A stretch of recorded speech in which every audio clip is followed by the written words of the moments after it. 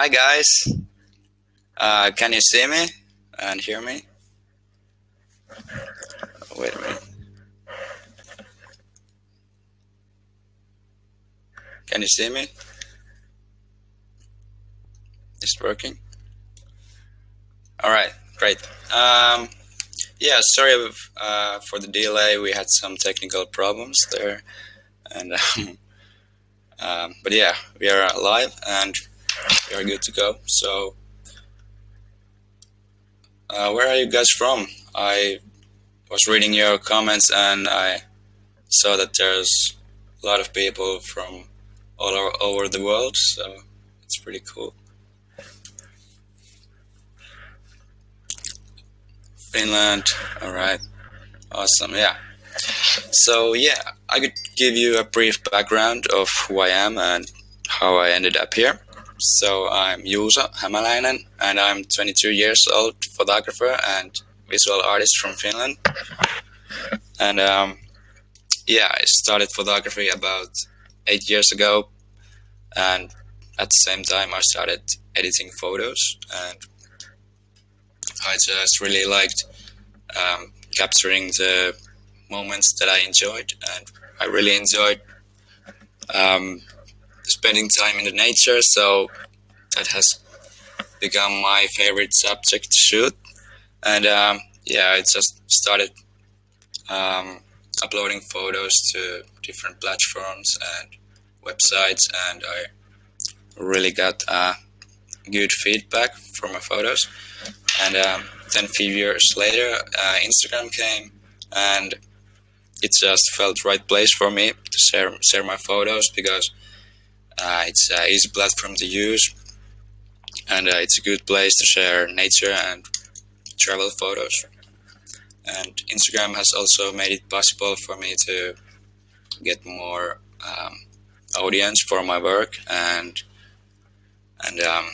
more photography jobs and like projects and campaigns and stuff like that. And yeah, I'm so excited to be here and excited to team up with Adobe. It has been a dream of mine for a long time.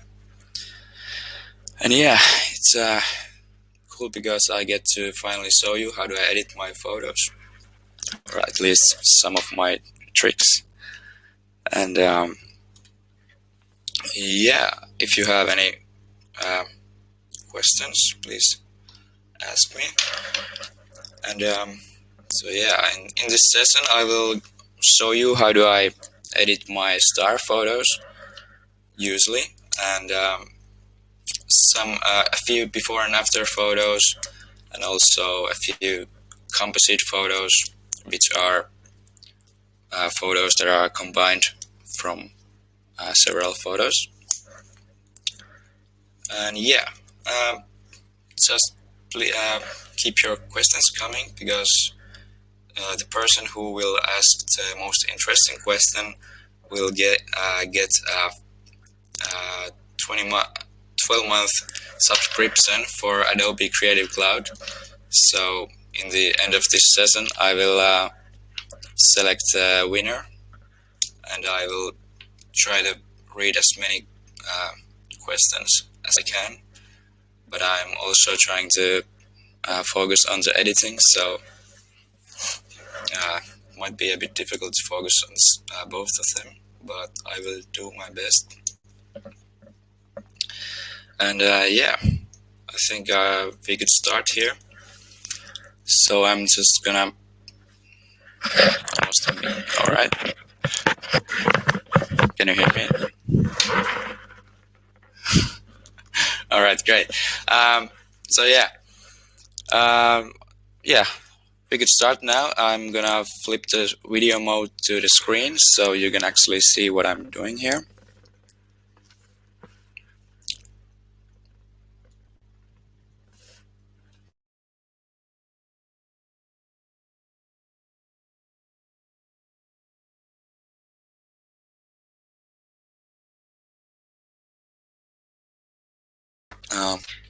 Let's see. All right. So first, I'm gonna show you how do I edit my star photos. So here you can see the original photo, and here you can see the edit one. What's your favorite food? I don't know, I'm just gonna say pizza. Oh my god, there's so many questions. Yeah. Okay. So let's start with this photo. So I'm gonna open it in the develop mode in Lightroom, just by pressing D, and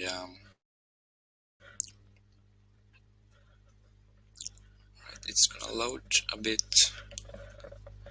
Let's see. Playing guitar or taking photos, what do you do the most? I used to play more guitar than taking photos, but usually or nowadays I take more photos. Alright. So here you can see the picture of the night sky, and as you can see there's quite a bit light pollution in the sky. So I'm just gonna start by making the temperature of the photo a bit colder, like that,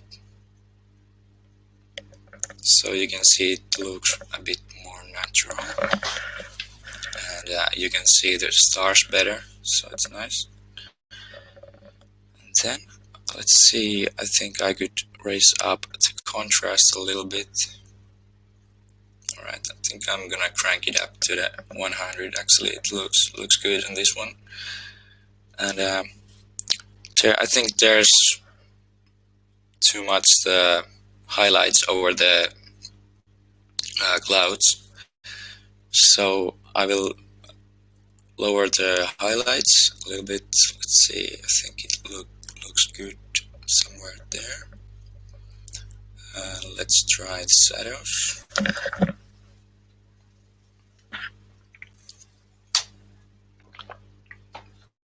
Alright, that looks good. And I'm gonna raise the whites a little bit, like that. Then I could lower the highlights again. Alright. And I think I'll leave the blacks. Well, actually, it looks good somewhere. Well, minus 4, it's basically the same, almost a 0. Let's see some of your questions.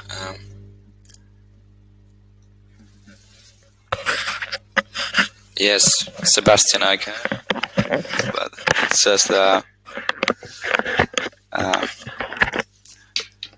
headset is a bit small for me, so it's hurting my ears, but I can do it for you guys, if you can hear me better.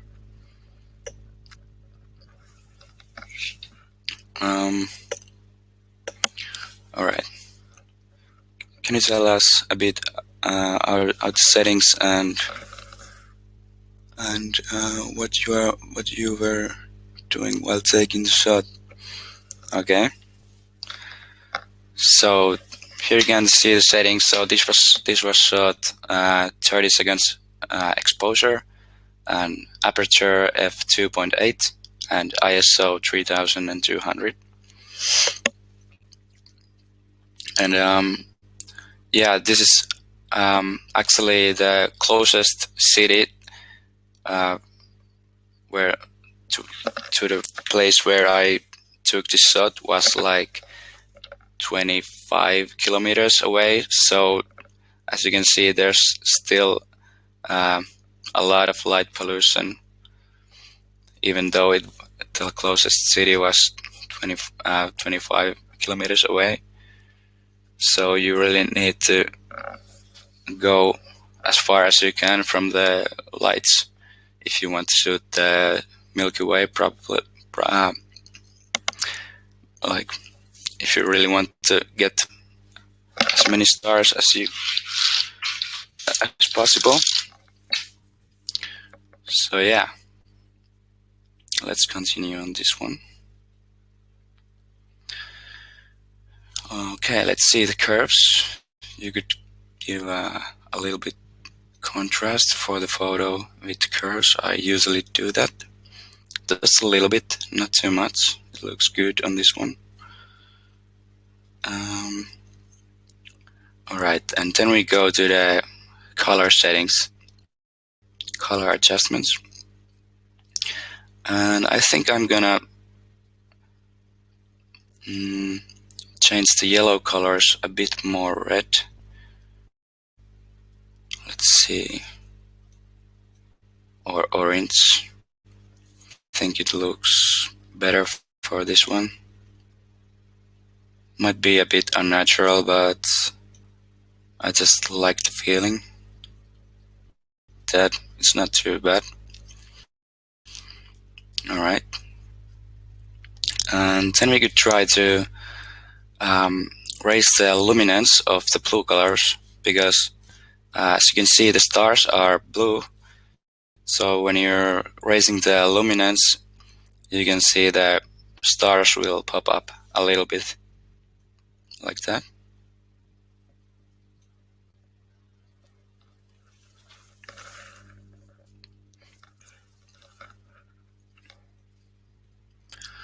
And then let's see, purple.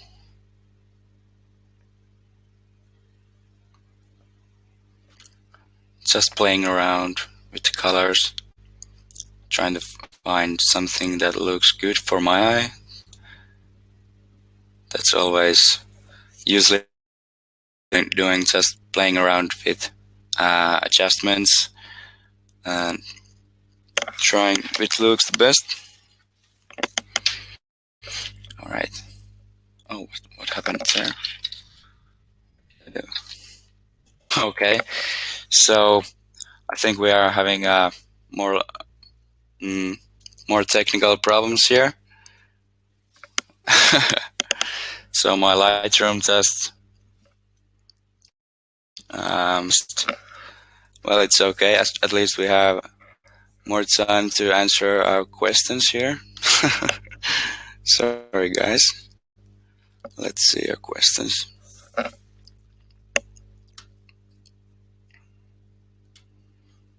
Yeah, my computer is. Many people ask me what computer do I use for editing my photos, but I don't recommend this one, because this isn't the first time that this happened. But yeah, so we're back.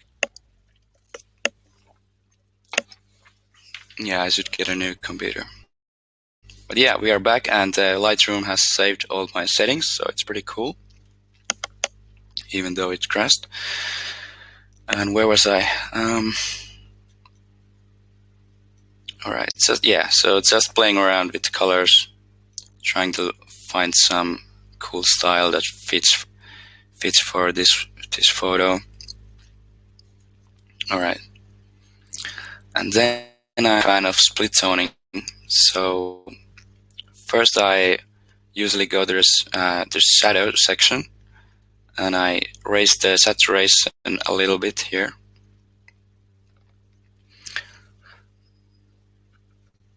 And then I'm selecting the hue, and I'm just trying to find a good fit for this photo. And I think it would be something like blue, maybe, or cyan, or purple, somewhere there. And yeah, then we go to the highlights, raise the saturation a little bit, and the same thing here. And I think something here at the orange would look good. And just playing around and trying to find a good spot where should I have the balance. I think that's good. Alright, let's see. I'm gonna see some of your questions now.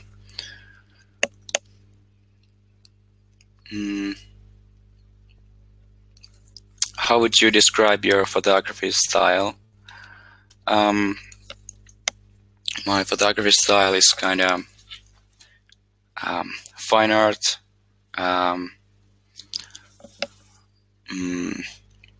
like magical, mystical. Like what I'm trying to do is that I want to express the magical feeling that I'm experiencing myself when I'm out there in the nature, and I'm doing that with editing mostly. Like, as you can see, this one here doesn't look that magical, even though when I was standing there, it just looked amazing, but the camera just didn't do the justice. So, but with editing, I'm trying to uh, give the expression of my experience. So, my photography style. I don't know how would I describe it, but yeah. What made you fall in love with photography? Just the thing that I could motivate people to go more into nature, and also just like it's so cool because I can show and share my unique visions to people, and also it's just if I'm having a bad day, it can make the day better if I'm just out there shooting. So that's why I love photography.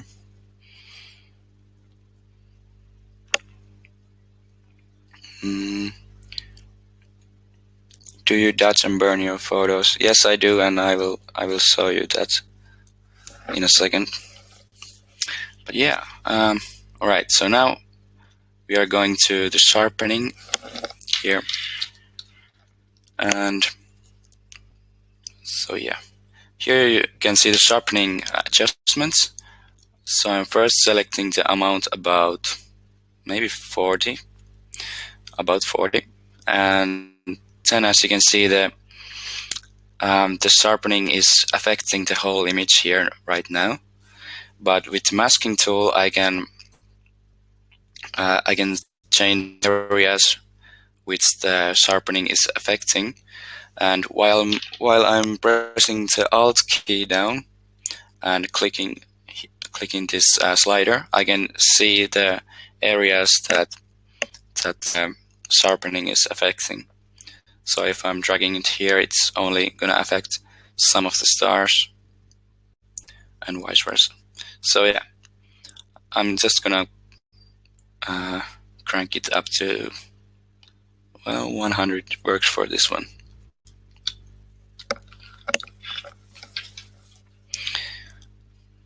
Alright, and then I think I could add just a little bit noise reduction.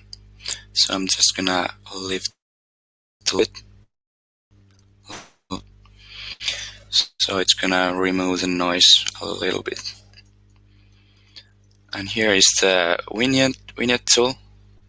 I'm not sure if I think I'm gonna add the vignette at the end, just not yet for this photo, because I think it doesn't look that good right now. Yeah. All right. We could make the Milky Way pop up a little bit more. So I'm going here to adjustment brush, and I'm going to crank the clarity just a little bit up, like let's say 40, and I'm going to brush over the Milky Way like that. And yeah, maybe I'll add just a little bit more white. All right, and when you're pressing the O key, you can see where did you brush. So sometimes it's useful if you want to be want to make real, like, small details, it's good to see where you are brushing. So okay, that looks good. I think I'm gonna make the highlights just a little bit more red. Or I don't know. What do you guys think? Is it good now? Okay. So yeah, now I'm going to throw this photo to Photoshop, and I'm going to make some more details on the photo. And let's see. Now I have questions.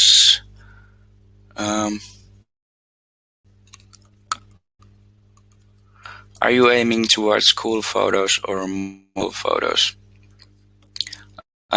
Both at the same time. No, sometimes I like to make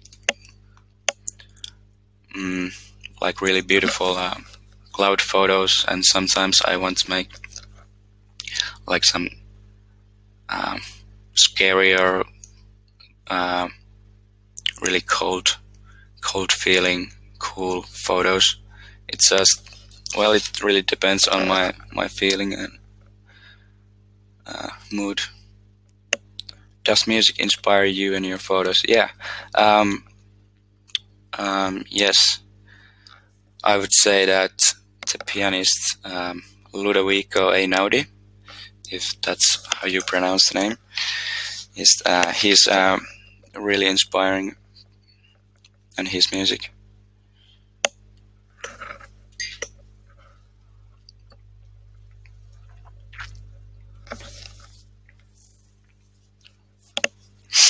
Okay, why are you deciding to take the photo to Photoshop at this stage? So usually I make the like basic settings first on the Lightroom, like this. It looks okay right now, and in Photoshop I want to enhance the details because it's easier in Photoshop in my opinion. And usually after I have done the details here in Photoshop, I will go back to the Lightroom and make the final adjustments.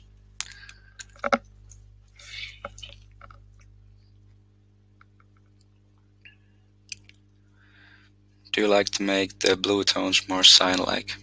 Yeah, sometimes it looks better for my eye in some particular photos, but not always. How often do you go out and shoot? Well,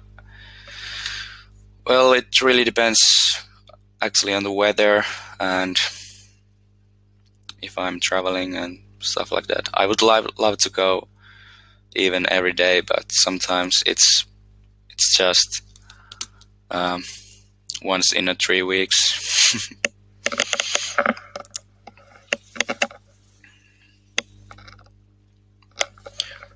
Oh wait, let's see. When reducing noise in Lightroom, I usually get detail to 100. Why did you leave it at 20? I think it's reducing noise. My detail is at 50. I didn't change it at all. My luminance is about. But yeah, let's go to Photoshop. Alright, so what I would do first, I would duplicate this layer because I always want to keep the original background layer here. So if anything goes wrong, I can always come back to the background photo or original photo. So I'm just gonna make the duplicate layer by pressing Ctrl J. I think it's Command J on Mac because I'm using Windows, so let's change the full screen mode. Alright, so first I'm gonna select the burn tool here, and what it does is basically when you're brushing with the burn tool, it will make everything a bit darker. And here you can see the dodge tool, and it's the same, but it will make everything a bit brighter. And I'm using these tools a lot for making more details for shadows and the bright parts of the photo. So I'm gonna select the burn tool, and if I'm brushing with the burn tool, and then if I'm pressing down the Alt key, it will automatically change the brush to dodge tool.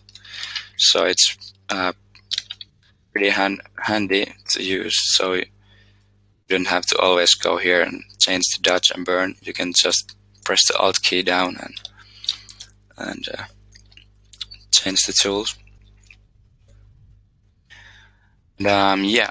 By the way, if you're wondering how do I change the brush size so quickly, you can just press down the Alt key and right click on your mouse and just drag your mouse right or left. It'll change the size, so you don't always have to go here and change it.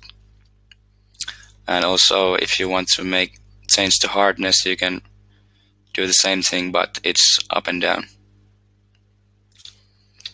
And yeah, I think someone's going to ask this. I am using the graphics tablet. So basically, if I'm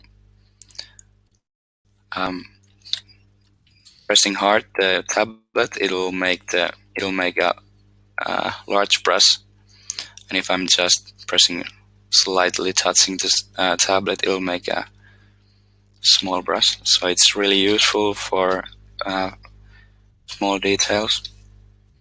Alright, so let's go here to the zoom into the Milky Way, and I have the burn tool selected, and I'm gonna press Alt key, so it'll make change it to that tool, and it'll make everything a bit brighter.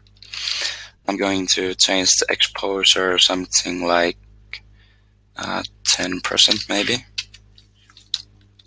Alright, 10%. And yeah, I'm just gonna start making these bright areas on the Milky Way just a little bit more brighter, like this.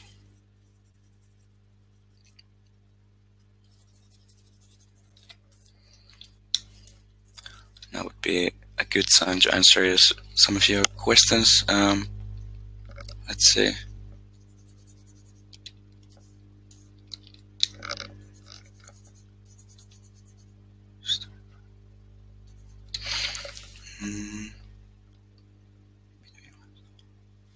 Do you have a fine line between what's just editing and what's manipulation of reality?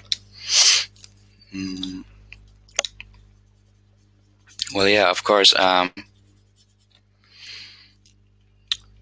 Wait. Yeah. Well, it's manipulating if you're making the scene different that like it is in reality. So if I would make a mountain over there, it would be manipulating because it can't be seen in real life. But I really can't say about this. If I'm making the Milky Way a bit brighter, I wouldn't say it's manipulate, or I don't know. It's your choice, really. So as you can see, I made it a little bit more brighter, those parts that already was bright. So here you can see the difference. And now I'm also making some of these darker parts here a bit darker with the burn tool. So as you can see, there's lighter parts, so I'm dotting them, and then there's darker parts like that, burning them.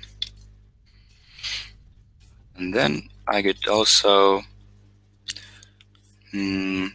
select some cool star that I want here, make a little bit more brighter. So I'm just using the dots tool and just brushing over it. So giving it a little bit more glow, like that. So here you can see before and after. Some more detail. I darker the bottom of your image. Yeah, me too. I'm gonna do that in a second. And yeah, let's see. So you could really use a lot of time for making these details on your image. I'm not gonna spend more time for the Milky Way. And you could also make the clouds here if you like, more brighter. If you like the how do they look in your photo. Like, I think I like the style here if I make the clouds a little bit more pop here. It gives a nice boost for your photo. And down here as well. So I could make some of these dark parts a little bit darker with the burn tool. Just giving it a more detail here.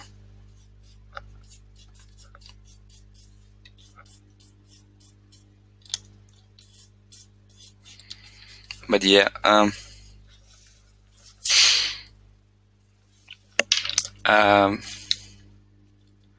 yeah, I was thinking about the manipulation question still.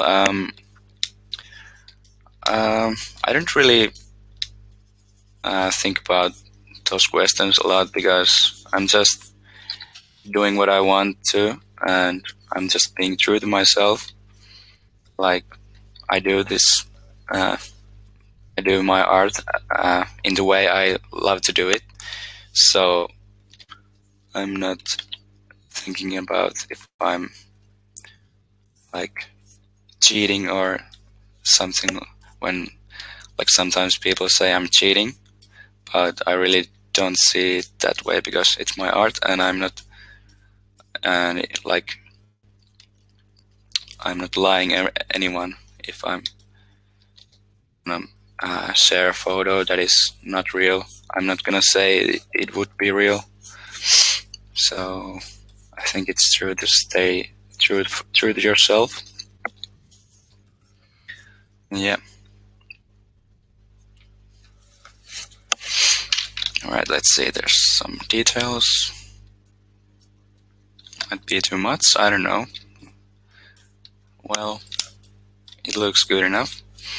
Maybe I'll make the bottom of the image a bit darker. So let's see if I'm gonna select levels layer here.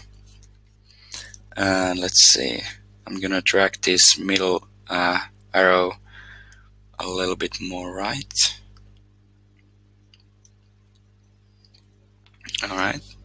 And then I'm gonna select the gradient tool. And it's here you can see it's from black to white. And I'm gonna do the gradient tool over the mask of the levels layer. So like this. No, it's like this. Alright, let's see. Alright, so it's only gonna affect on this part of the image where I painted the gradient tool, as you can see. Now I think it might be a bit too red. let's see if I select the blending mode of this layer to luminosity. Let's see. Alright, so it's only gonna affect the lights of that part of the image and not the colors. Yeah.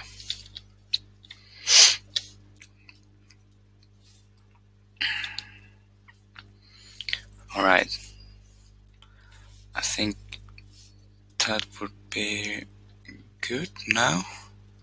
I think I'm gonna open it on Lightroom again and see if I can do anything more about it.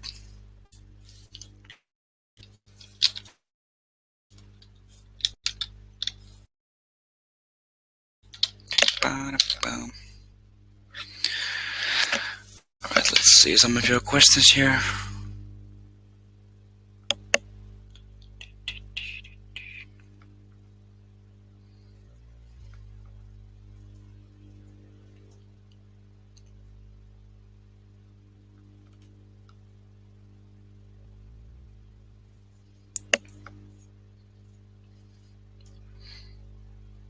Oh wow, there's so many questions. I didn't even see this.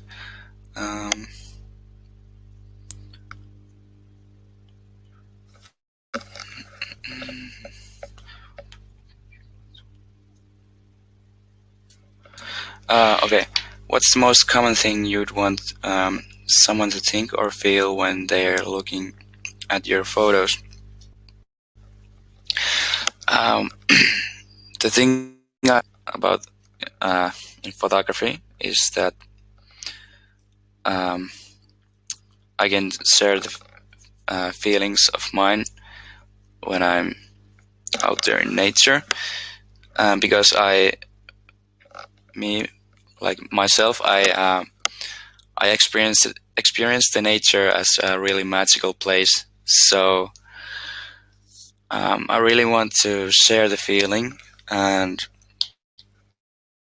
people to go out there in the nature. So I want to people feel the kind of the magic or the mystic feeling of nature when they are looking at my photos.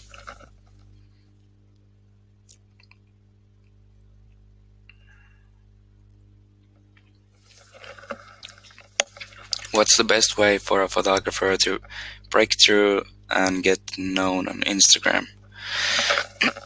Well, I think the most important thing is to develop your own style, and how you do it is, well, again, just being true to yourself and doing photos that you like yourself and not trying to copy anyone. And of course you can sometimes try to try how you could make the same style as someone else, because you can learn something from it. Or if you want to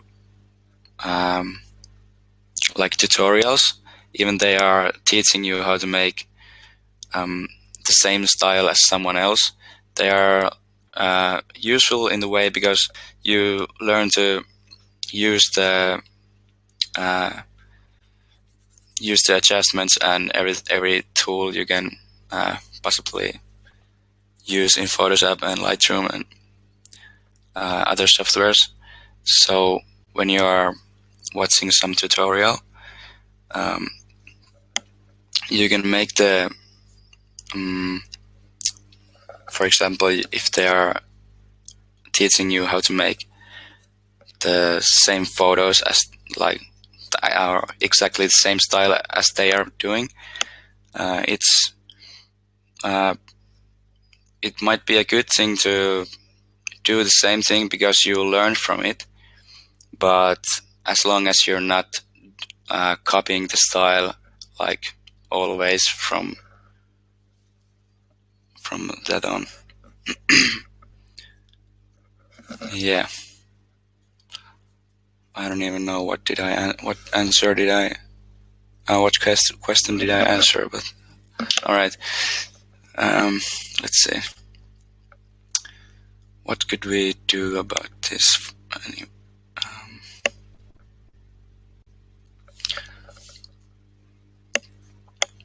What do you guys think? Is it ready yet? Or should I do something about it still? I don't want to make it too contrast. So I'm just usually playing around for hours in these softwares and trying things out and just trying to find what looks good on the photo. Yeah, I think it's good. It's good enough. And also, if I'm editing to one picture for a long time, like for a few hours, I really can't see anymore like how the image really looks like, and so I need to take a break. And when I'm coming back, when I come back to the photo, it just looks so much different. So it's good to take breaks sometimes if you're editing too much.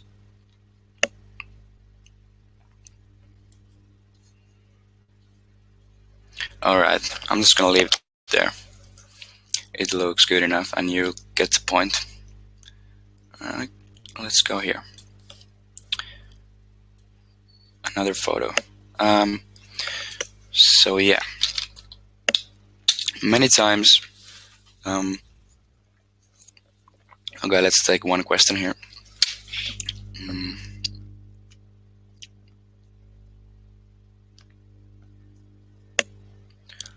In average, how much time do you spend on editing one photo? Let's say that from half an hour to 8 hours. Let's say that. Because if I'm doing composites, they will take a lot of time.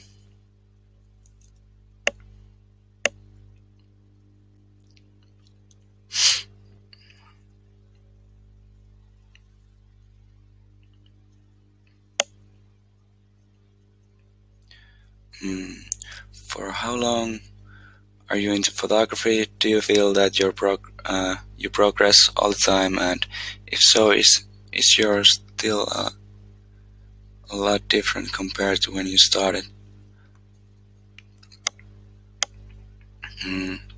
Yeah, I feel like I'm making progress all the time, because if I'm looking photos from, like, what would I say? Well, sometimes it's like when I'm looking photos that I took half a year ago, I'm just thinking that, like, what did I even think do at the time? Like, sometimes the skills are developing so fast but now I think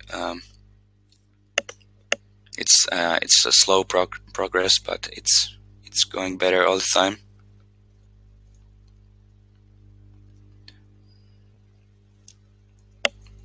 Do you mostly go out and take photos alone or with friends? Mostly. I think I do the both as much. And sometimes I love to go with friends, because it's fun, and it's fun to shoot with good company. But sometimes I just love to go alone, because I think it's easier to focus on the photographing, because there's no one else to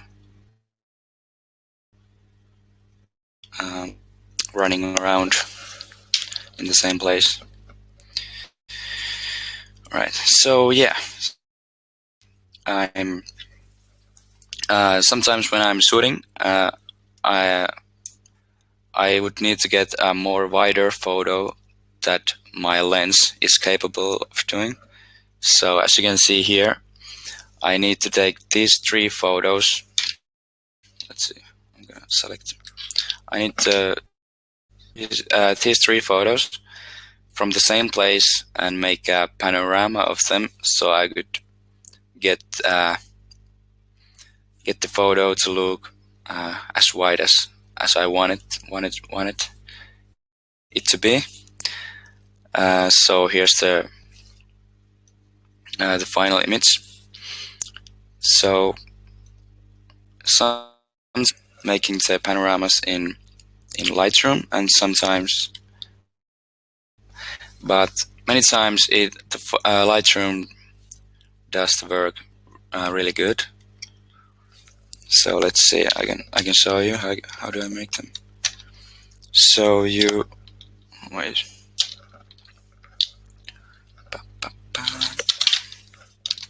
All right. So I took the photos almost at the same settings. So it's 40-second exposure, f2.8 aperture, and ISO 3200. I did a little bit more exposure for the foreground because it was so dark. So it's 46 seconds. So yeah, and if you want to make the panorama photo in the Lightroom, just select the photos that you want to combine, and then you right click one of them and you go here to photo merge and panorama, or you can just press Ctrl M.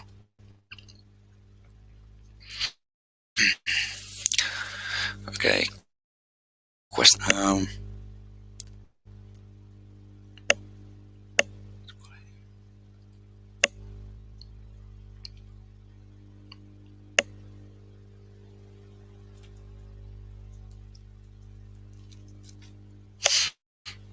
Have you tried other forms of photography than landscape? Yeah, I love to. Actually, I love to shoot like really different subjects. Nature is my favorite, but sometimes it's good to take a break and try something new, like models or weddings, or I don't know, parties, animals, just anything almost. Yeah, you can see from my website. There's something different too. Or squirrels, yeah, consta. How do you get your photos from Lightroom to Instagram? So yeah, I export my photos from Lightroom to Dropbox, and then I just download the photos from Dropbox with my phone. So it's really real quick and easy.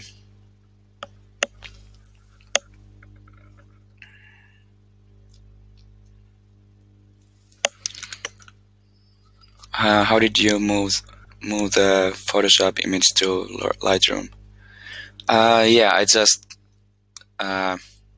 exported the photo as a JPEG to my desktop, and then I just open it in Lightroom again. I'm sure you can do that in some different and easier ways as well, but that's how I do. So yeah, here we are at the panorama merge preview window, and you can see these three different projections here, and I have the cylindrical right now selected. I think it looks pretty good for this photo, and you can try these ones too, like spherical. Let's see how it looks.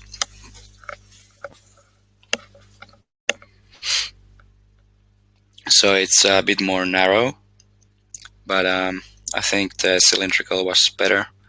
And then there's the perspective.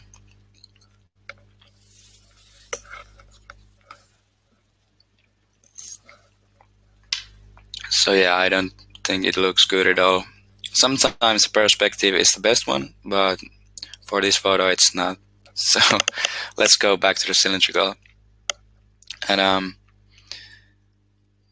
yeah, so this one is the best. I think, at least I think it's best. What's your main camera? It's 70D, yeah. Alright, so I just saved it. When I was working on this photo, I made the panorama as I showed you here in Lightroom, and then I just basically did the same things that I did for this photo.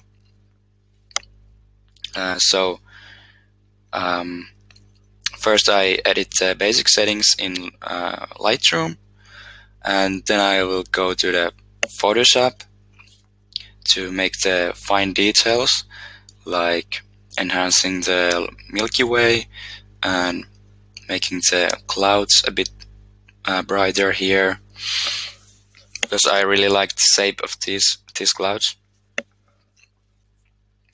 And yeah, I made some details here on these clouds too, and the fog. I made the fog a little bit more brighter, and also you can see the path here.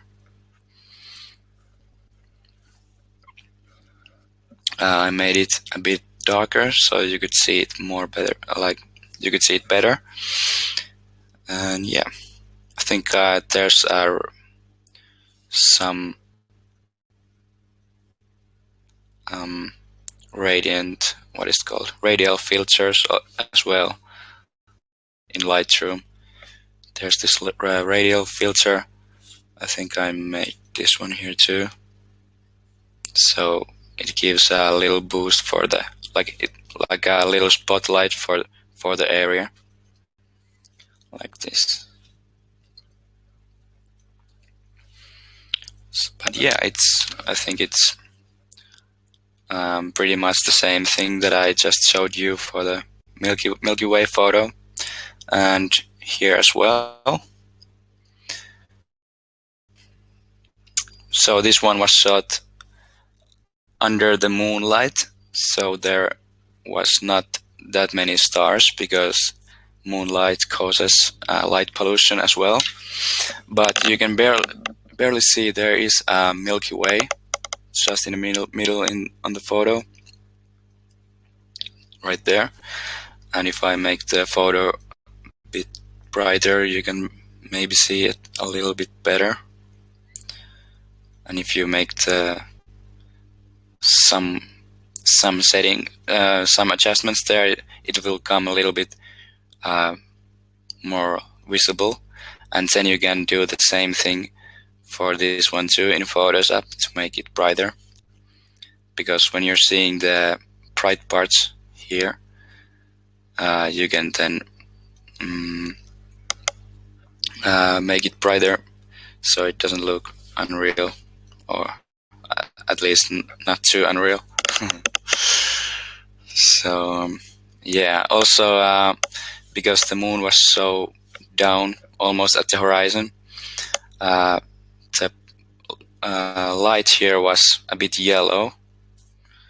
So if you don't like the yellow color here, it's easy to just go here in the color adjustments and select, let's see if it's not that one, it's not yellow. Alright, so it's orange. So you can just make the orange color, like the saturation, down so it looks more white. And I think it looks good if I raise the luminance a little bit, and also the reds. Yeah, but yeah, here you can see it. This is the original photo, and this was the, let's see. All right, so that's the final photo. And again, I edited in Lightroom, then in Photoshop, and then I went back to the Lightroom and made some final adjustments.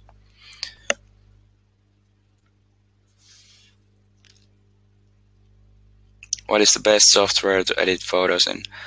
Photoshop. I think it's Photoshop.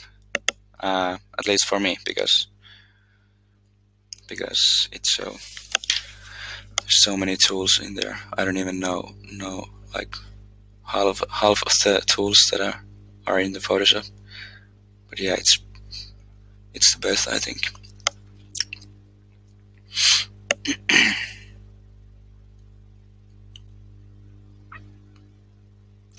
Let's see, pineapple on pizza.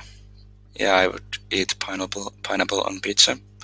It's the most important question here. What are your essential tips for taking star or Milky Way photos? All right. So let's see. Okay, so you obviously need a camera that can do a long exposure shots, and you need a tripod, and then you need to go as far as you can from the city lights and light pollution. And if you want to shoot the Milky Way, I recommend you to download some software that you can forecast in which direction the Milky Way will be in your area, like softwares like Stellarium or Starwalk. And yeah, stay warm because it's always cold in the at night. Those are the most essential tips. How did you get this guy sharp with a shutter of 46 seconds? Well, ask him, he's here, Consta. He was standing really still, so I think he is so experienced in standing still.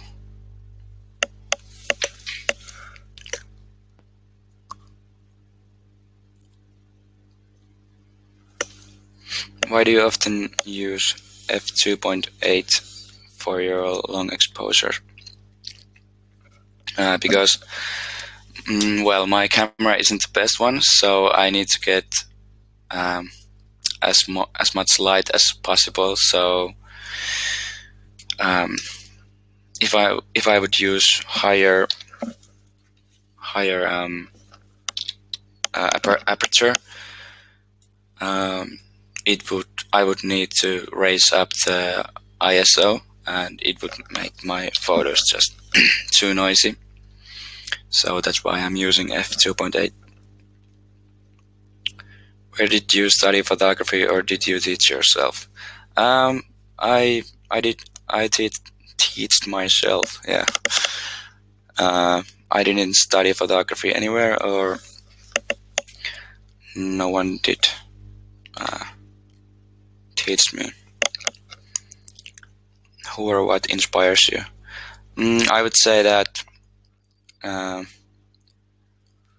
well, just walking around in the nature inspires me, because I really like the feeling that I get when I'm walking in the nature, and then just watching different people's or photographers' work.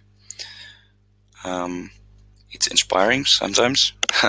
And also the painter Bob Ross, he's my biggest inspiration. I just love the dude's attitude and work.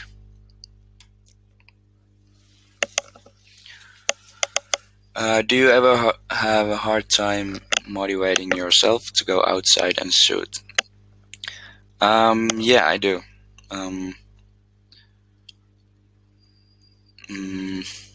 Yeah, sometimes it's really hard, but usually if there's even a chance to get good shots, I would just force myself to go, because but usually it's only if I'm too tired, because I usually love to go out and shoot. Okay, let's see. What's your main camera? 70D is my main camera. Let's see. Okay, there was those photos, and now I will show you some of the composites. Let's see.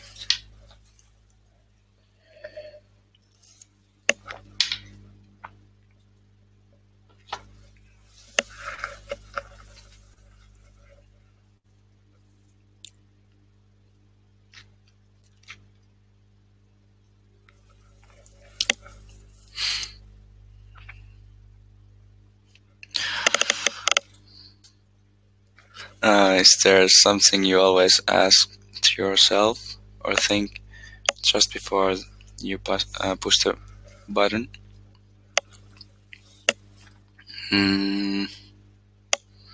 Not really. I'm just being in the moment and trying to capture the scene as well as I can.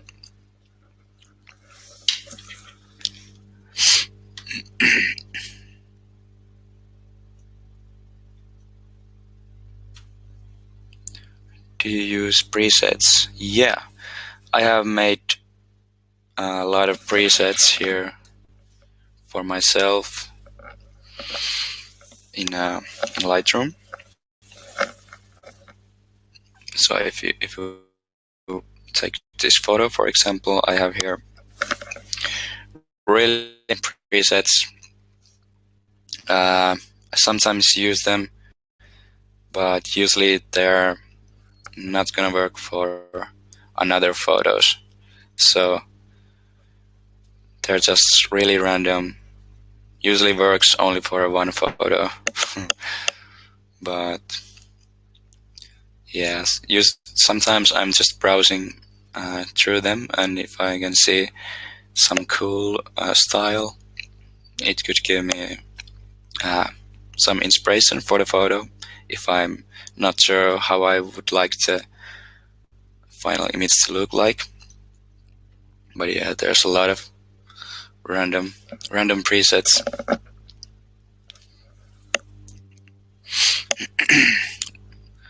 What phone do you use? I use iPhone 6s.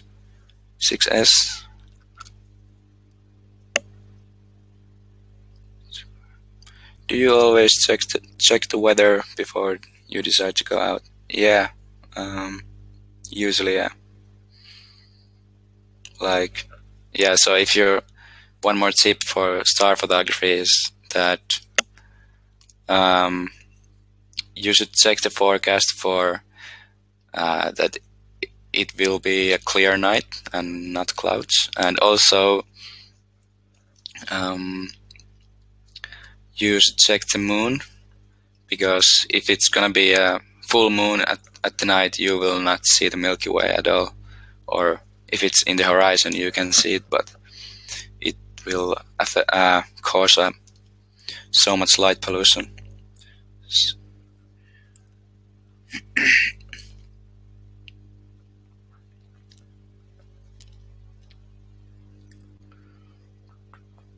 Northern Lights or Milky Way / stars, which is most beautiful, or is there something even more beautiful? I would choose the Northern Lights, because I just I don't think you could see too much Northern Lights, but I have friends who says that it's possible to see too much Northern Lights, that they're not cool anymore, but I don't believe it.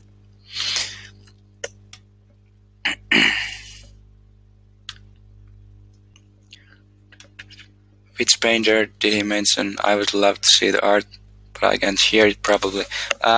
It's called Bob Ross. Can someone type it? Bob Ross, yeah. Alright, let's go here to my composite photo. So some of you may have seen this photo. It's a composite, so it means that there is many photos combined together to make this scene. So this is the final image, and I will go here and close all the layers except the first one. Alright, so here we are. here we can see the photo of some lake, foggy lake, and trees and leaves there. And so I had this vision that actually I saw this scene in my dream, and like a forest pond, some dude standing there, and there would be like leaves surrounding the photo. So I as soon as I woke up from the dream, I wanted to create it in Photoshop. So yeah, first I started with the leaves on the left side, and then I took another photo. It's from the same place, but a different photo. But as you can see, the same leaves there. Yeah, let's see. And then I added this photo, which is it's from another city forest photo. And then I created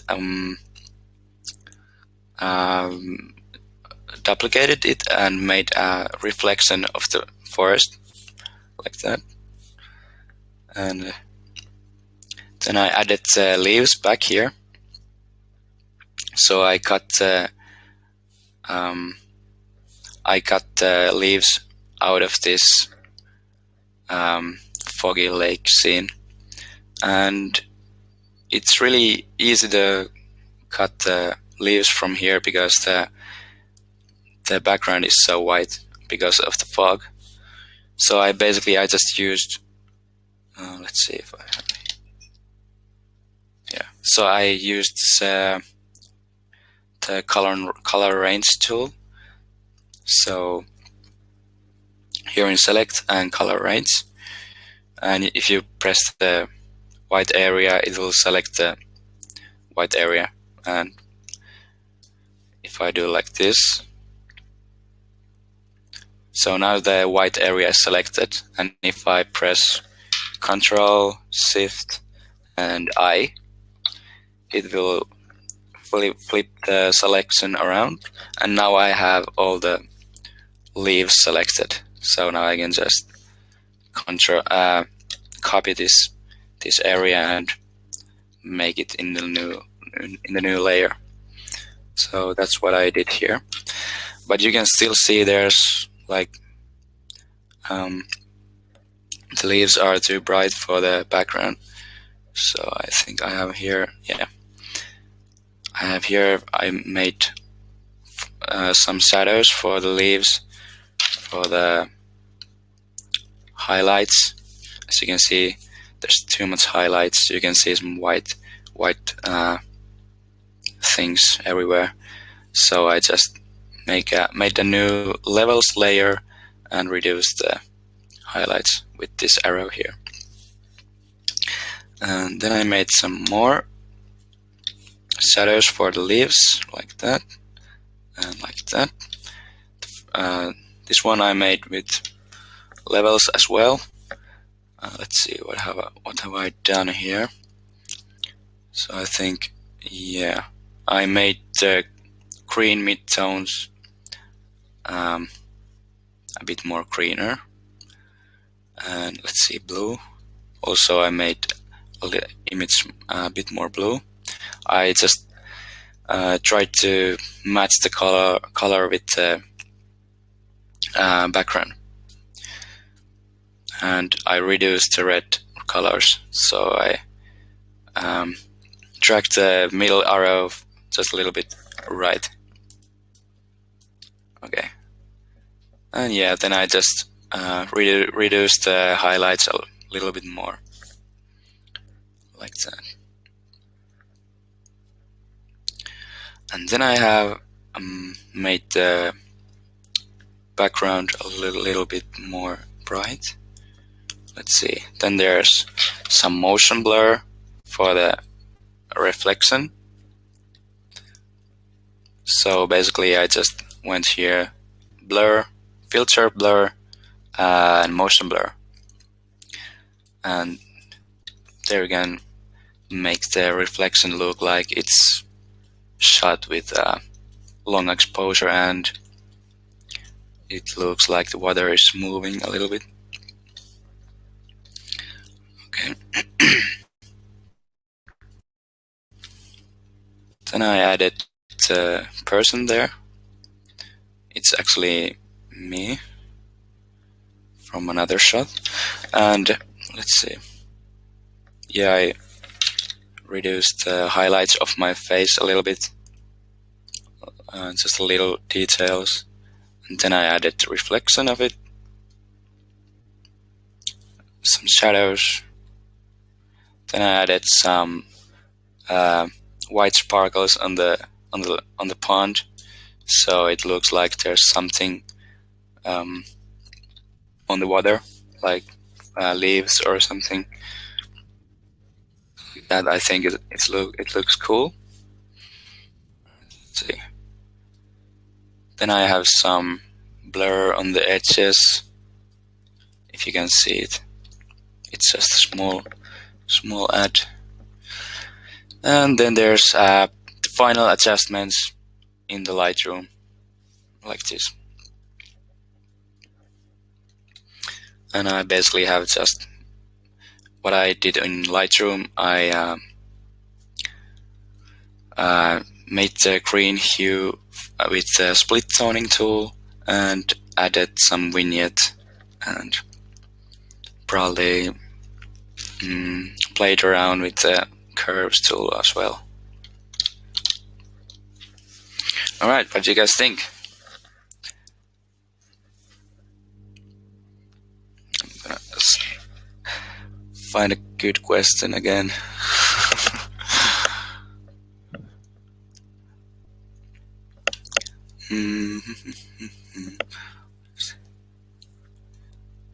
How do you focus to infinity in dark?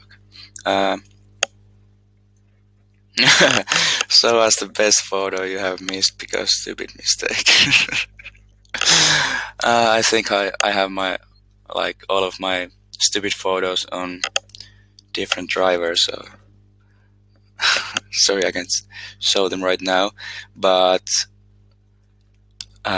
yeah, how do you focus to infinity in dark? So in my or on my lens there is the infinity mark, and usually if you manually put the focus on the infinity mark, it will be in focused in infinity or almost focused, and you just have to get to know with your lens and find where the infinity really is. But on my lens the infinity is when I'm just turning the whole focusing ring to the end, so it's pretty handy. Yeah, but well, yeah, another good way to focus in the dark is if you can see some bright light, like somewhere in 100 meters or further. You can try to focus there with the autofocus, and then you can just change the focus to manual.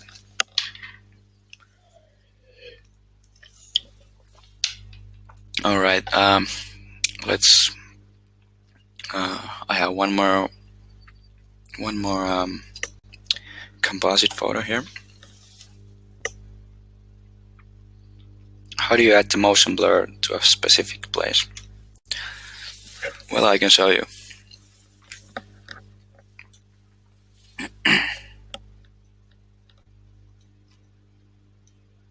Okay.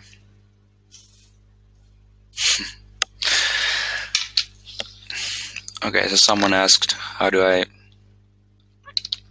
make... Alright, I lost the question here. How do you add the motion blur to a specific place? Okay, let's say that I would want to make... motion blur for some reason here.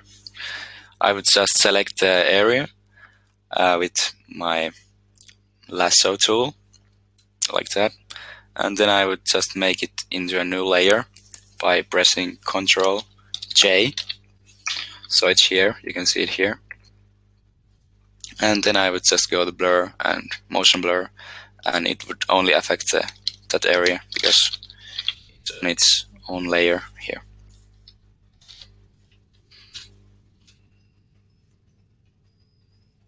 You are John Bauer in photography and editing. Actually, I think this photo was inspired by John Bauer because I was looking at his work from Google at one evening, and after that, like at the same night, I saw this dream of this place. So I think it was inspired by him. So yeah. How do you feel? No. Do you ever feel you're stuck with your photography or totally lacking ideas? If yes, how do you get over it again? Yes, I do, and well, in the past few months, I've been really out of ideas because sometimes I don't want to create the same style over and over again because it just gets boring, and I'm trying to do like new things and new styles, develop new styles, and develop my skills. So yeah, many times or sometimes I am lacking ideas or I'm stuck with photography, having the creative block. But how do I get over them? I just try not to like force myself to be creative because it just doesn't work at all. And I'm just trying not to stress and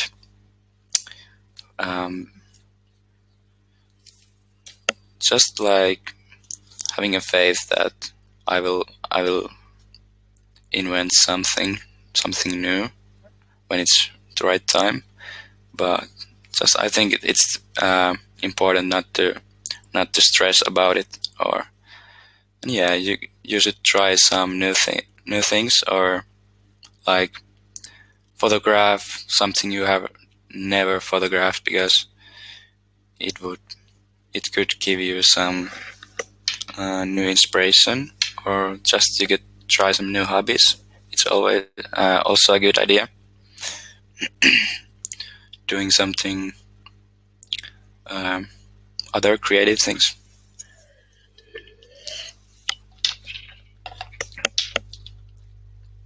By the way, what programs do you use to make your pics? I use Lightroom and Photoshop, and yeah, on my phone I use Lightroom as well.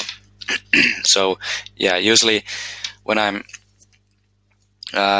moving my photos from my computer to my phone, it usually looks a bit different because the screens just look a bit different.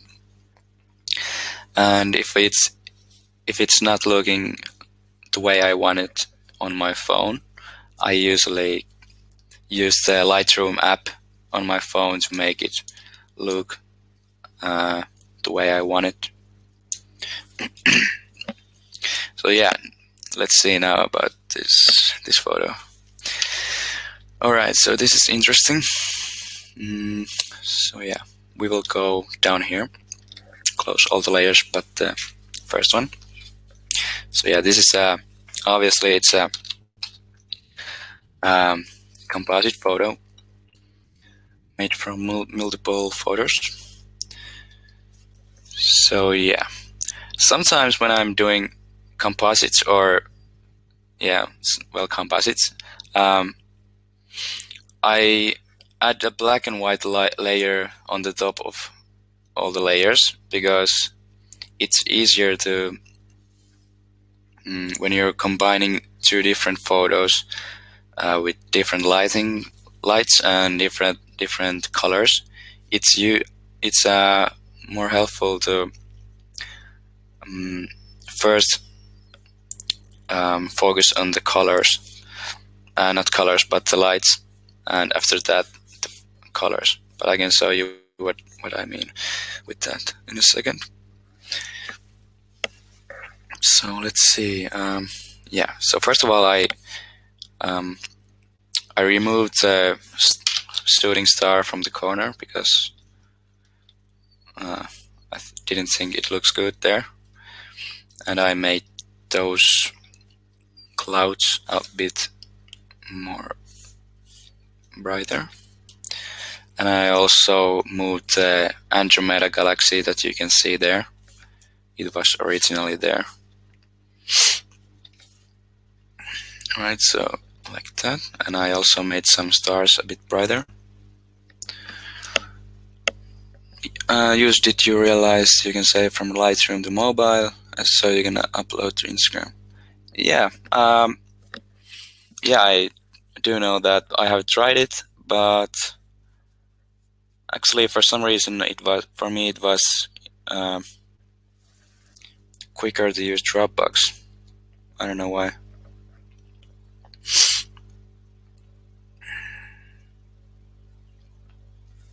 Yeah. All right. So the next one, I added another. So yeah, I removed the shooting star from there, and I added it here. And then I blended it in a little bit more with the levels tool. So let's see what I have done here.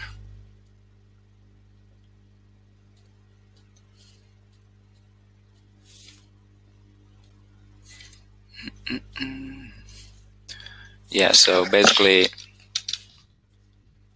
I added the shooting star there, and I blended it in with my levels tool, levels adjustment. So I added the levels layer over the shooting star layer, and I made clipping. Is it a clipping mask? Yeah, clipping mask. So when you're pressing the Alt key and you're clicking here between those two layers, it will make a clipping mask. So then this levels layer will only affect to the layer below it. So now, if I'm making the midtones darker and the highlights a bit brighter, it will make it look a bit better, like that. I think that's good. Yeah, and then I made just a quick reflection, made it a little bit darker. Then there's some color adjustments with curves tools and contrast with curves. And then I added this foreground. So I basically cut off the foreground photo was taken on in the daytime. So I cut it off the sky and the lake, so I could get the reflection as well. The reflection there as well. Yeah. And then I needed to remove these highlights a little bit here in the grass. And I made some shadows there in the corners. Like that. Everything done with the levels almost, yeah.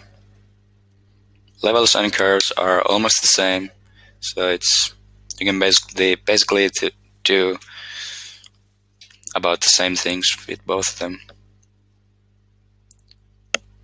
So yeah, then I added the path from another photo and made it blend with the levels tool, same way as I showed with the shooting star. Then I added some buzzes from another photo, and as you can see here, it's really difficult to try to focus on this photo because these are so different colored. So that's why it's usually, or many times, it's good to use the black and white filter on the top of them all. So you can first focus on making the highlights blend and the lights blend with the background.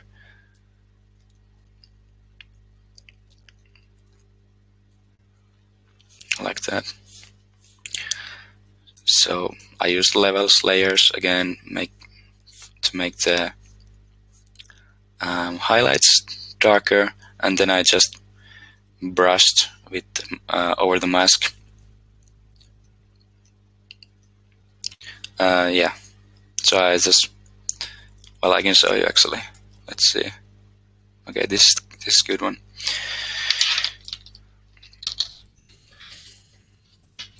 Let's make that black again. Alright, so as you can see, there's oh, it's a slow. Yeah, you can see some highlights here over the bus, and it doesn't look good. So what I'm doing here is that I have this levels layer here, and I'm reducing the highlights like this, and now it doesn't show what I'm doing because the mask here is all black. But when I'm painting here with white brush, it will make the parts like anywhere where I brush with this will affect this levels layer will affect them. So I want to paint over the highlights, and here I make the highlights darker.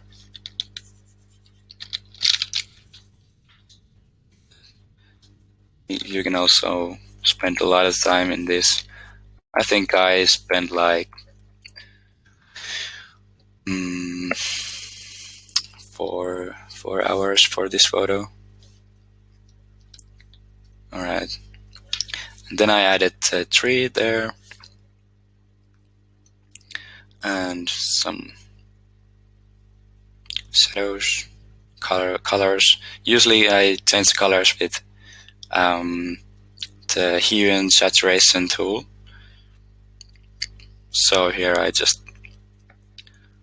cranked it up here. It looks like bluish or cyan, and then I take the saturation off like that. Alright. And then again, final adjustments in the Lightroom, and boom. There you go. So what I did on Lightroom was vignette, some radial filter there. I think I used the dehaze tool to make it look more dreamy. And yeah, probably split toning to make this blue feeling over the photo, and yeah.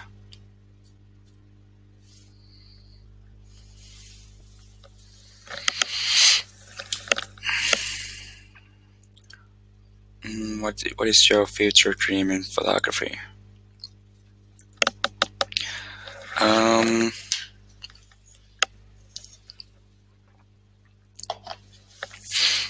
I don't know. Like, I just want to be as successful and motivate as many people as I can. Yeah, that's my future dream. Be as good, be as good as I can in what I'm doing. Yeah.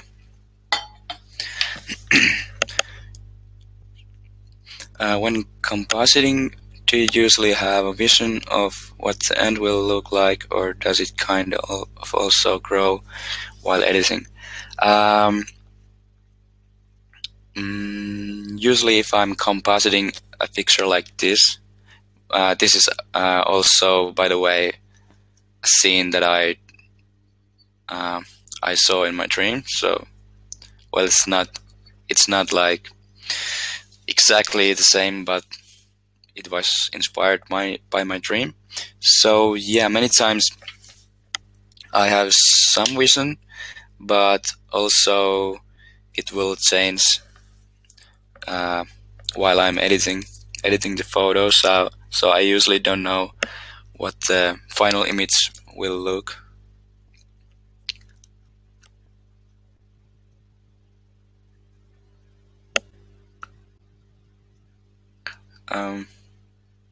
Do you hate scrolling through your old work when you see all things you could have done better?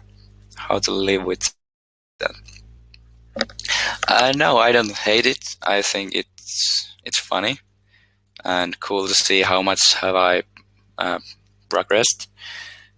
And yeah, I don't even though I can see that, like, oh my god, what have I done there? I don't hate it because it's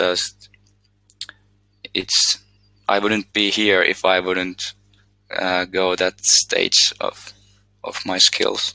Yeah.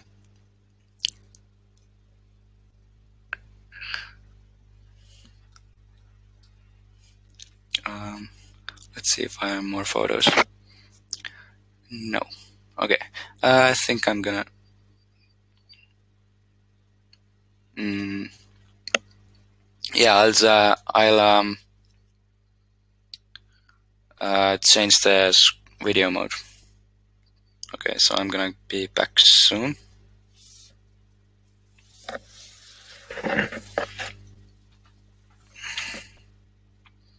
So do I need to?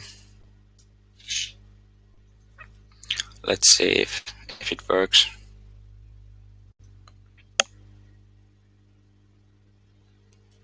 Whoa.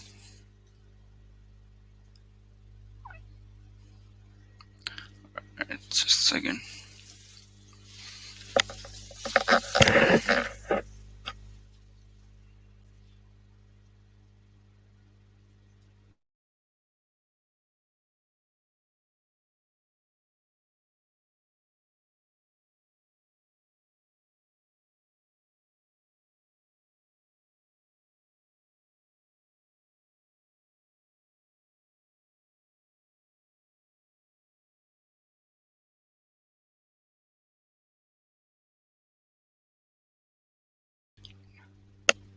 Can you hear me, guys?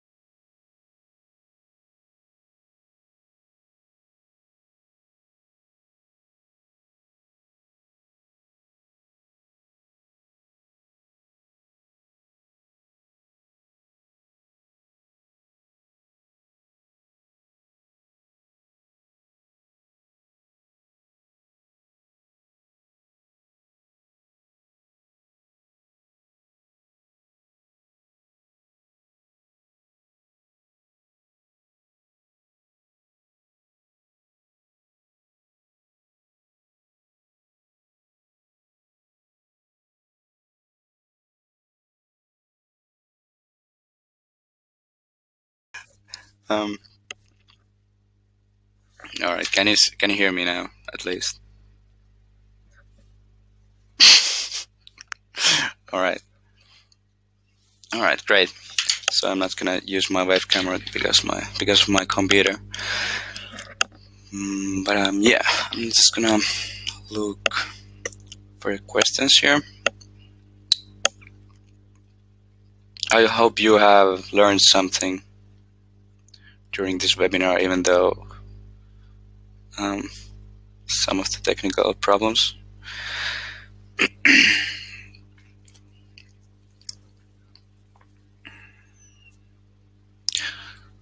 What advice or motivation would you give young viewers to chase their dreams? All right.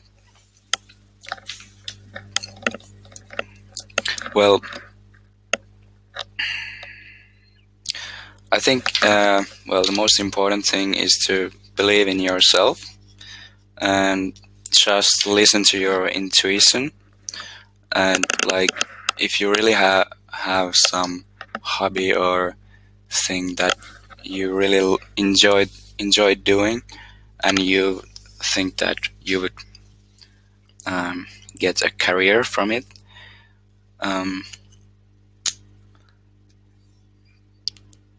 just the first thing is you should never stop believing in yourself, and also if you're failing, just get back up and try again. And because it's not the only option in life that you would have to go to a 9-to-5 job for the for the rest of your life, if that's not your dream, of course. But yeah, it's just staying true to yourself, and because it is possible to do your dream job and make your dreams possible. Just never stop believing in yourself.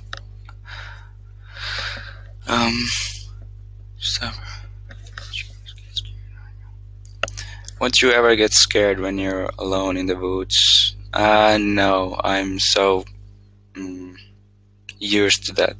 Let's say yeah. I do it so much, so.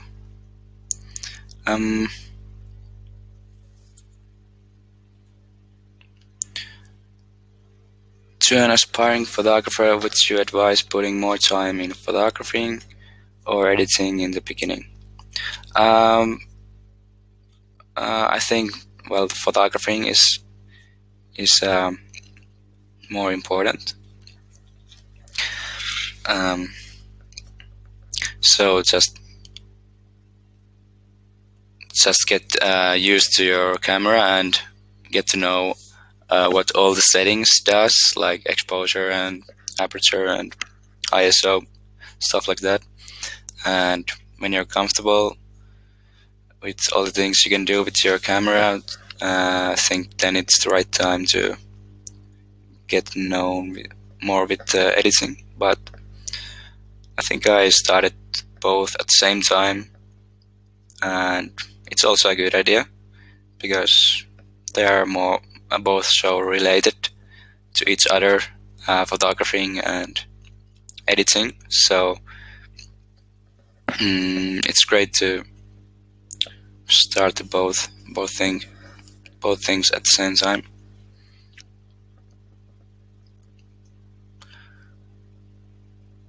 How do you find all the magical places you photograph? Well, I think you find the most unique places when you're just driving around and maybe not looking for the most populated places, and just trying to find some places that are not so popular. Many times I have found my best places by doing so.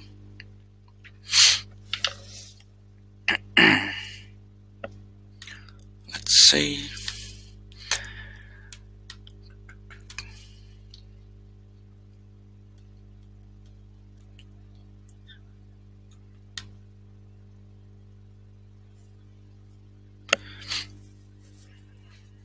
Do you often find yourself reading comments on your pictures, and do they inspire you?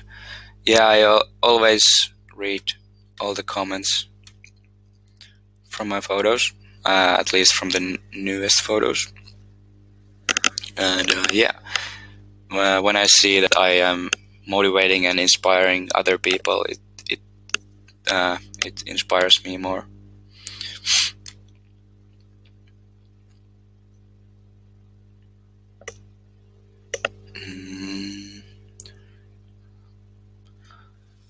What are your favorite sounds to hear at night in the forest? I think owls, or I don't know.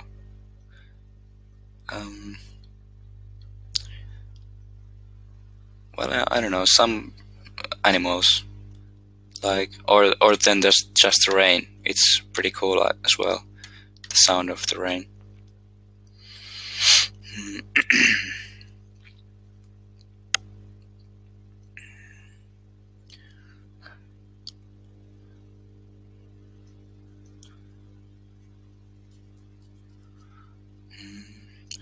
Sorry guys, there's so many questions I can't answer all of you. Just trying to find some.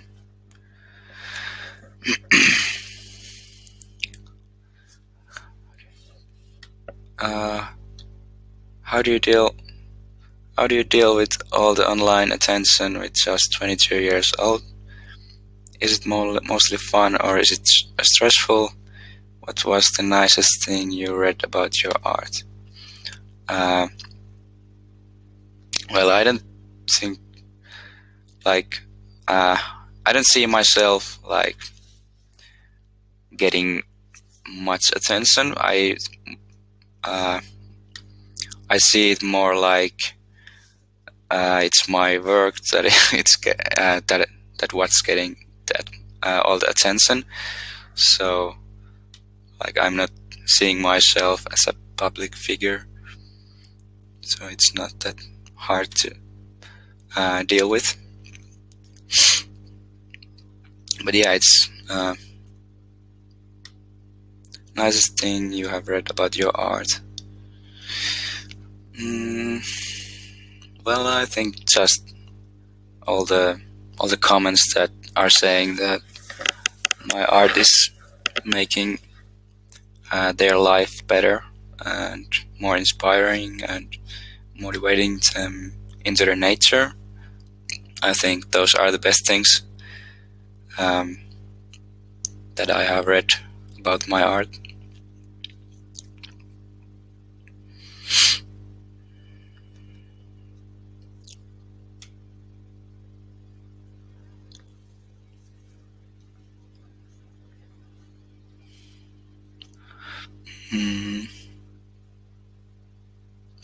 Why don't you photograph animals anymore like you used to do a couple of years ago? Well, I don't know, actually. I love to shoot animals, but, well, a couple of years ago I mostly shot squirrels and birds, but I would love to photograph foxes or wolves or bears, foxes and bears and wolves and other animals than squirrels and birds. But yeah, I just haven't think about that.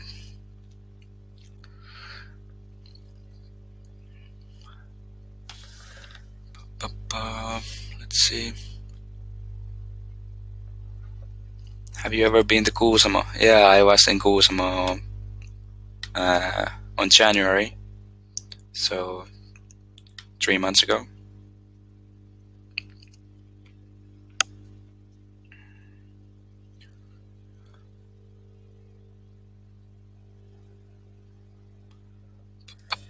Let's see.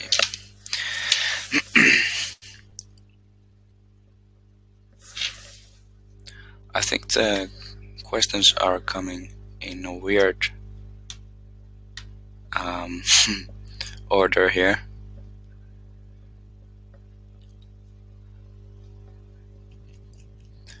This one is not. Do you like the movements? Yeah, I do. Of course I do. I love the movements.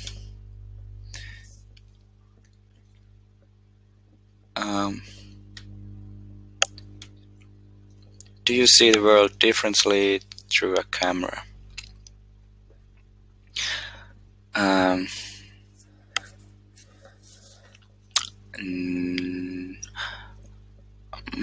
Well, more I see the thing that I want to make the camera see the world as I do.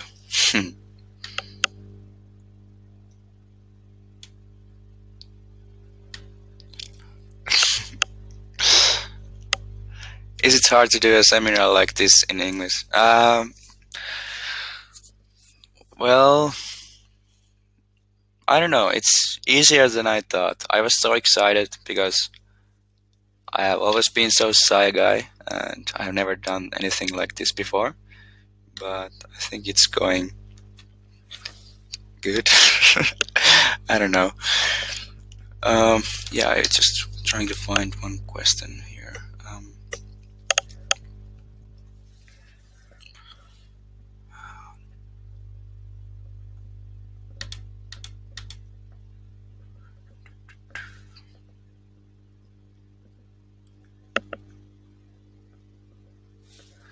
Let's see. Great, you're enjoying. I'm so glad. I'm so glad.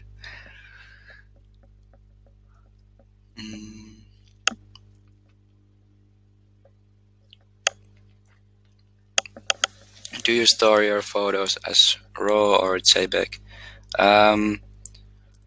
Well, I take all my photos as RAW, but when I'm editing them, I will usually save them as JPEG.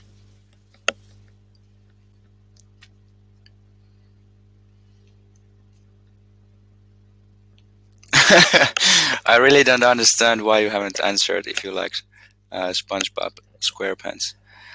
Sorry, I really do like it. Being attacked by any animals? Yeah, I've been attacked by a squirrel. I was shooting with Consta and a squirrel bit me.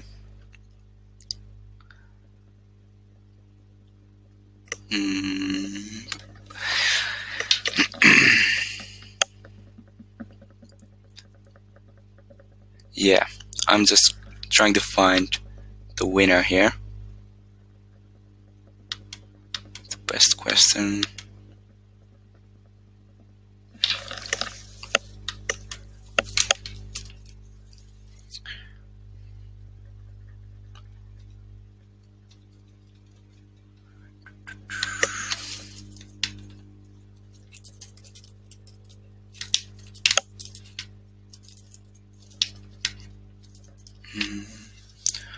Let's see, I saw a good question here.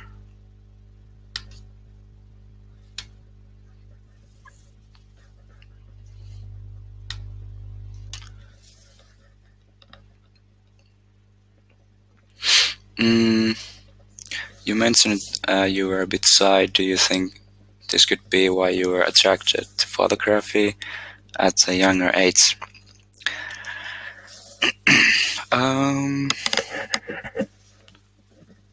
Well, I don't know actually. Maybe it could be because I just loved spending time in the nature alone, but of course I have had friends always, but I have always enjoyed spending time alone. And when I was 14, when I started photography, many times I was just spending time inside editing my photos when my friends were outside having fun. But I think I had more fun than them. Yeah, let's see. The final questions.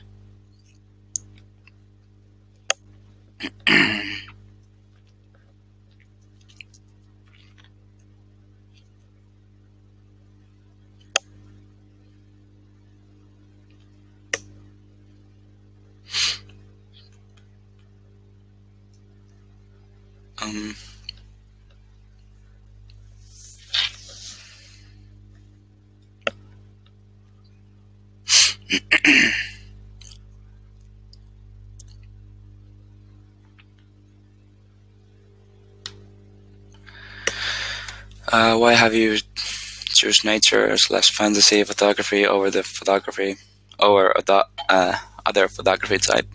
What's helped you to find your style? I think I have just always liked like a bit surreal photography and unnatural look for the photos, and yeah, it looks so cool from my eye, and also it gets the my experience in the nature, like it expresses my feeling better because when it's looking like really magical. So, and yeah, just staying true to myself and doing making photos in the way I liked, and not what other people thought about them, was something that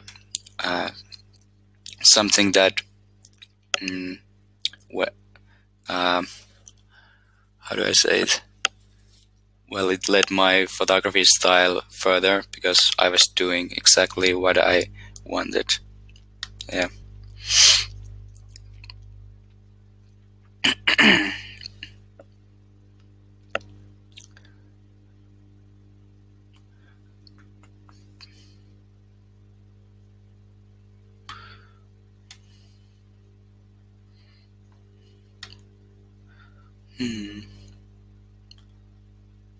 All right. So yeah, I can.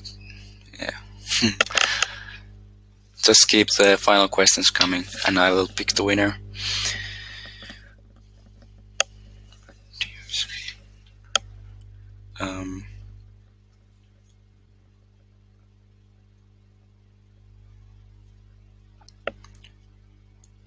Do you have a vision/dream of a photo that you'd like to compose but haven't yet? Yeah, I would like to make a fantasy photo with castles and mountains and some bridges and stuff like that. But because I'm only using photos that I have shot myself, and I have never photographed any castles, so I can't do them yet. But I will do them as soon as I get the right shots.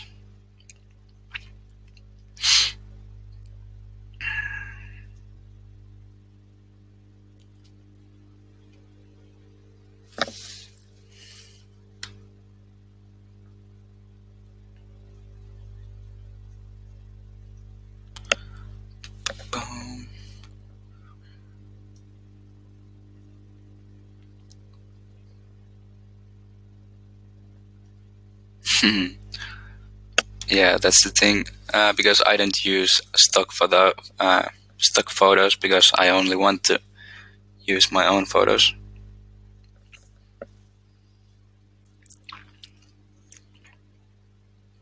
My favorite place to shoot. I think it's. I think it's Lofoten, maybe in Norway.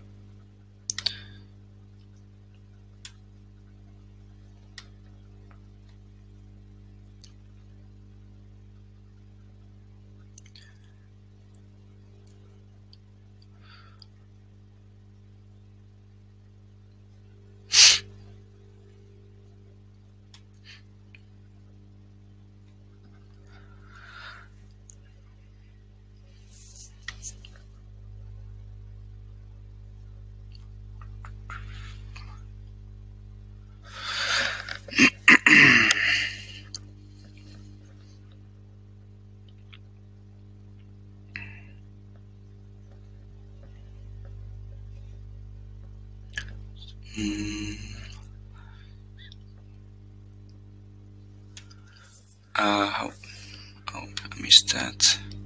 How long time is it from idea to collecting the pictures and making the one you plan to do?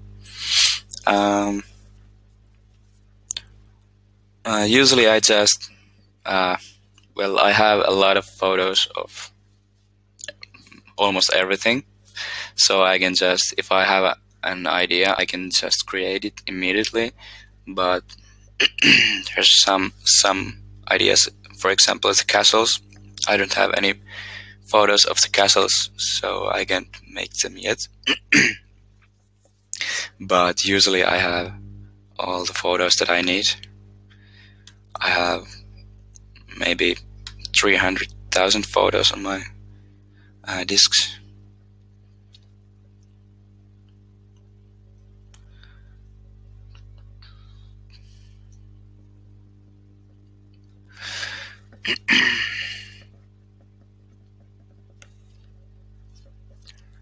Oh, I think I can't see all the questions.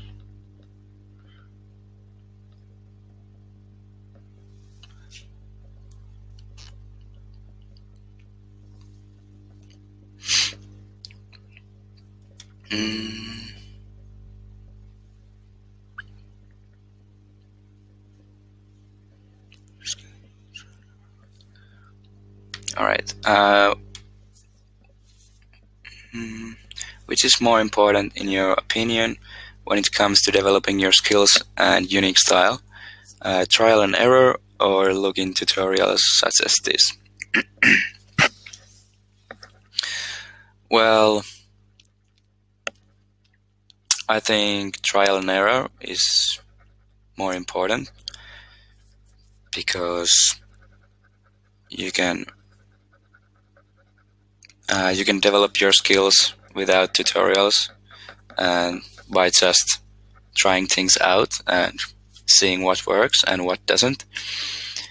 But yeah, it's always helpful to watch tutorials because they will show you maybe some new things and new ways to do some effects or something, and you will get new ideas from that.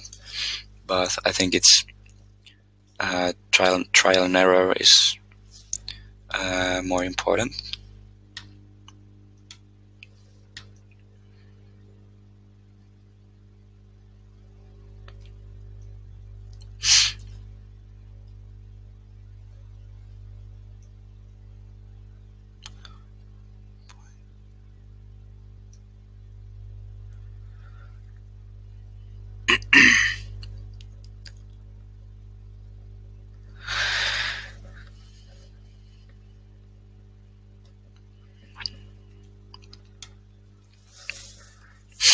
My knowledge with Photoshop is somewhat limited. I usually just do what I already know how to do. Do you have any advice for learning Photoshop functions, or is playing around with Photoshop best? Well, almost the same answer as the previous one, but yeah, I think it's good to play around, but it's always a good idea as well to look some for tutorials. For example, you can find some really good tutorials from YouTube and different sites.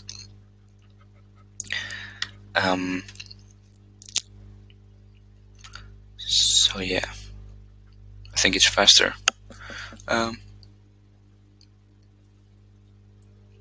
Yeah, I'm just trying to find a winner here.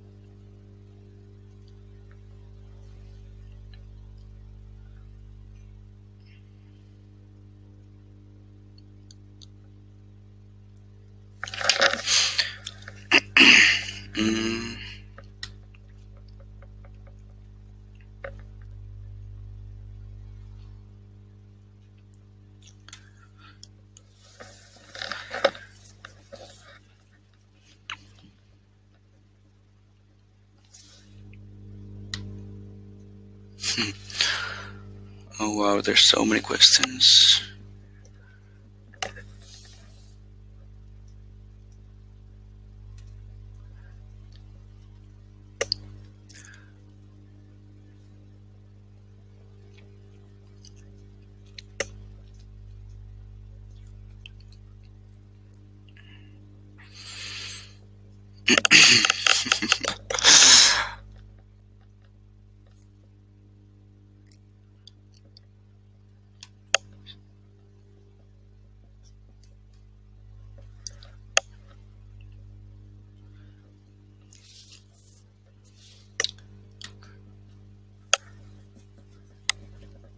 Yeah. Alright,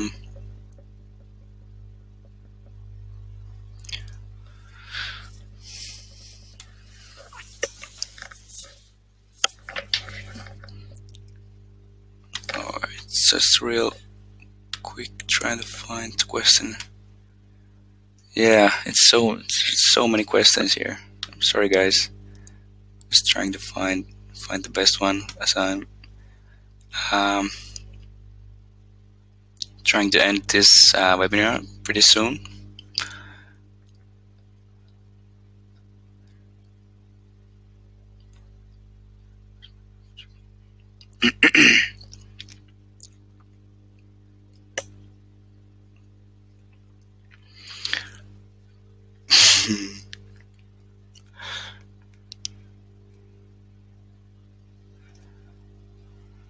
Okay, let's see.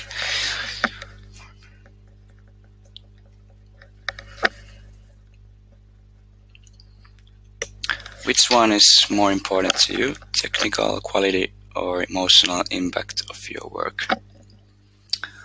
Well, I try to do the both as well as I can, but I think the emotional impact is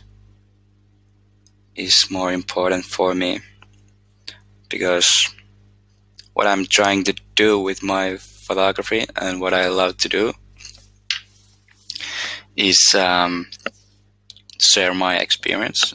I said this a few times before, but yeah, it's still I try to share my experience in the nature, so I try to make the photos as emotional like as I can, and try to express my feelings, but I also try to focus on the technical quality as well.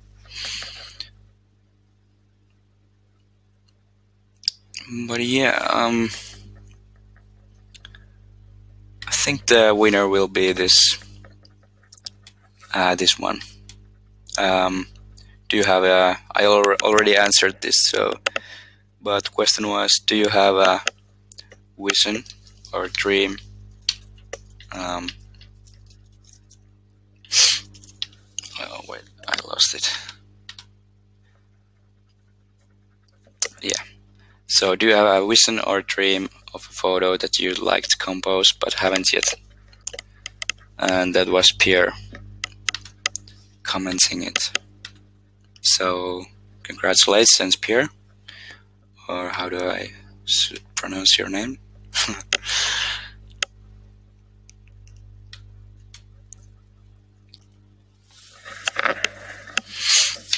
Alright. Sing as a bedtime song. No, I could play your guitar, but I think I'm not gonna do that here.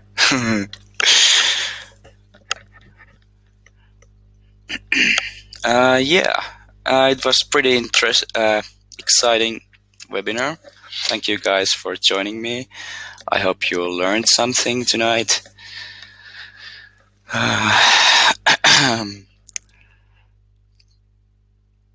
And yeah, play guitar.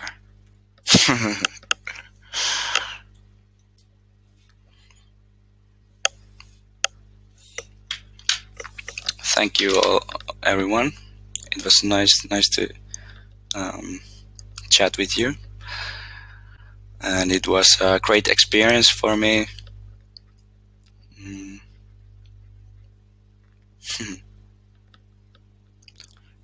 Yeah. I'm so glad that you have learned something from me, and it was great to read your comments about how I have motivated you and inspired you.